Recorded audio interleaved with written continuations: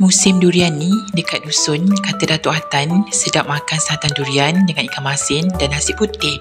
Memang sedap makan dengan saudara mara. Dia kalau paling best dalam dusun ni, musim durian ni, makan durian ni, lauk apa ni ha? Ni ha. Santan durian nah. Makan mau nasi putih, ikan masin. Itu dia dua tu.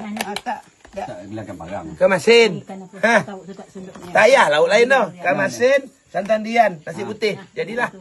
Oi, menyepak selera. Tarik kamu. Ayo. Ni semua sedang Mak Goseh ni. Sambal tempoyak. Ni sambal tempoyak nah. Oh, bisau. Bisa bodoh. Nak rasa balik kampung. Makan dek, makan. Mantap. Nasi untuk makan pun. Wow. Hero dia buat. Kau satu song lah.